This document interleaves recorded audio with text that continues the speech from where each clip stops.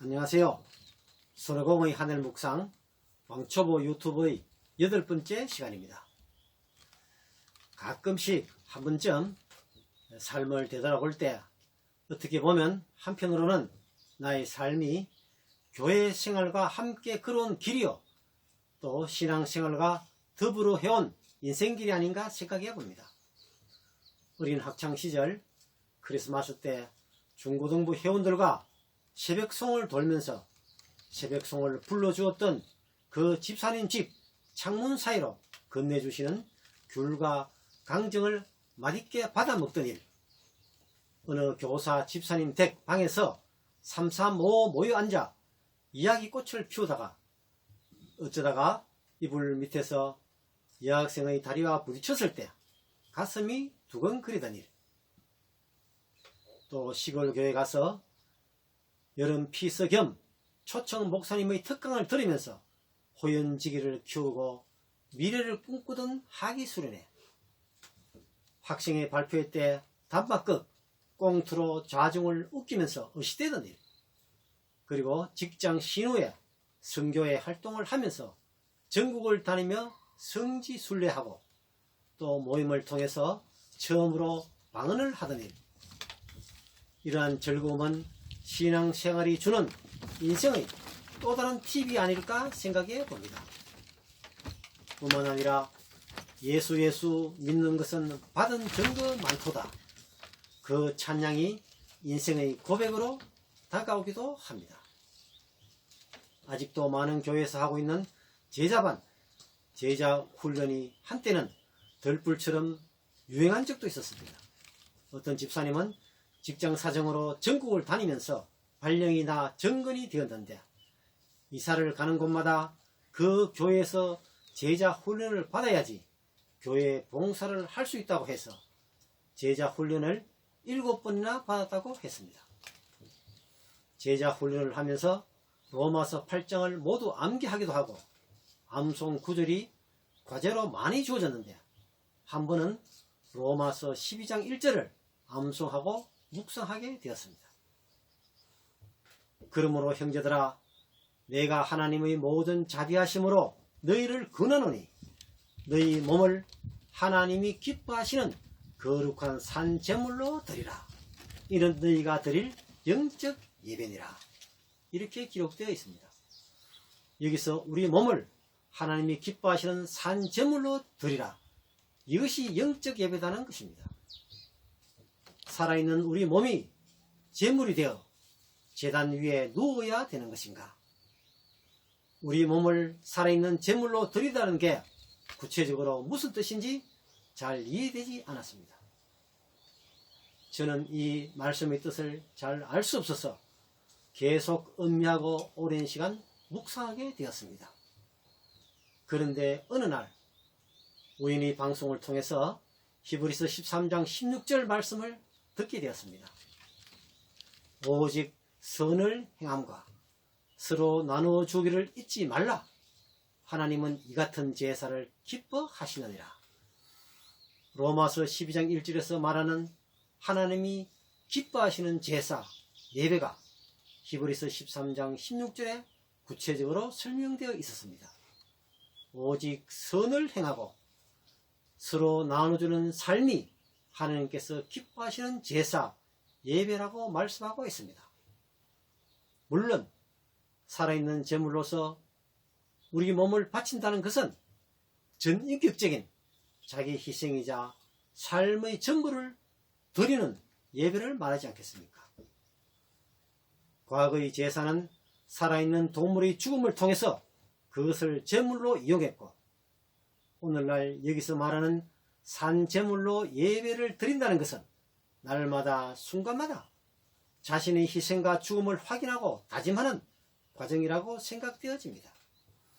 그러므로 우리의 삶을 통해서 자신의 뜻, 자신의 의지, 자아가 완전히 죽고 하나님의 사랑만이 드러나는 삶이 하나님이 기뻐하시는 온전한 예배인데, 그 핵심은 선을 행하고 서로 나누어 주는 것이라고 생각합니다. 영국의 신학자 존 웨슬리는 하나님께 대한 최대의 예배는 인간에 대한 승기입니다 라고 가르쳐주고 있습니다. 미국의 한 집회에서 자기 교회의 예배를 소개하는 동영상을 보여주었다고 합니다.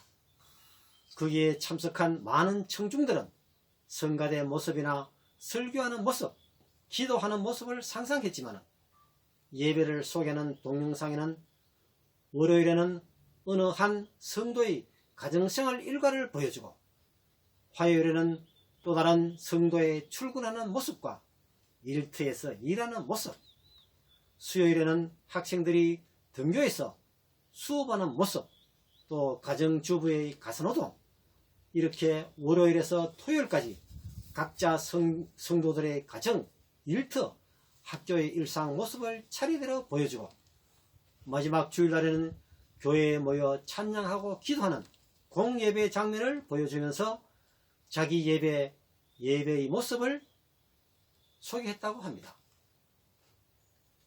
고린도전서 3장 16절에 너희가 하나님의 성전인 것과 하나님의 성령이 너희 안에 거하시는 것을 알지 못하느냐.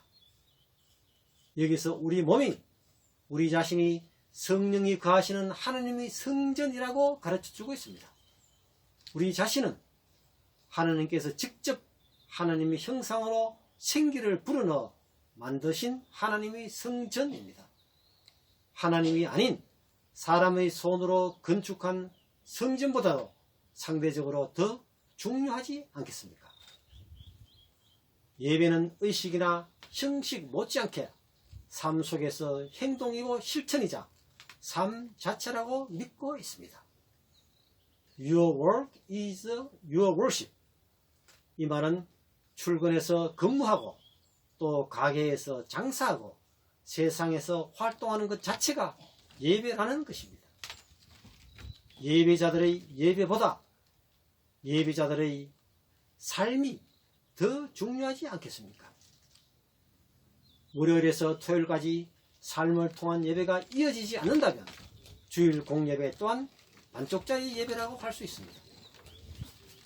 주일날 교회 문을 나서는 순간 우리는 제2부, 제3부, 제4부 예배를 맞이하게 될 것입니다. 호세아 6장 6절에는 나는 이내를 원하고 제사를 원하지 아니하며 번제보다 하나님 아는 것을 원하노라, 이렇게 기록되어 있습니다. 여기에서 제사보다 인내야, 그리고 하나님 아는 것이 더 중요하다고 가르쳐주고 있지 않습니까? 여기서 인내의 원어적인 뜻은 인간관계를 기초로 한 인간적인 도리라고 합니다. 우리는 일상 속에서 너무나 중요한 부분이 인간관계이고 또 인간적인 도리라고 할 수 있습니다. 또 그것을 실천하는 과제는 선을 행하고 서로 나누어주는 것, 또 그것이 하나님이 기뻐하시는 예배라고 믿습니다. 또 우리는 과연 얼마나 하나님을 알고 있다고 생각합니까? 우리 인생이 무엇입니까? 인간을 지으신 하나님을 알아가는 과정이 아니겠습니까? 우리가 하나님을 조금이나마 알고 또 깨닫고 이해하고 있다면 하나님의 성품을 당연히 배우고 따를 것이며 그 명령에 복종하며 하나님이 더 기뻐하시는 예배에 집중할 것입니다. 이렇게 될 때에 세상을 향한 교회의 빛과 생명력은 더욱더 아름답게 세상을 적실 것입니다. 우리 성도들은 강단에서 청중을 웃기고 울리는 명설교자가 아닙니다. 그러나 하나님께서 함께 하신다면 가정에서, 직장 일터에서, 또 이 세상에서 선한 행동, 아름다운 삶을 통해서 하나님의 메시지를 전하는 진정한 예배자, 참된 설교자가 될 수 있습니다.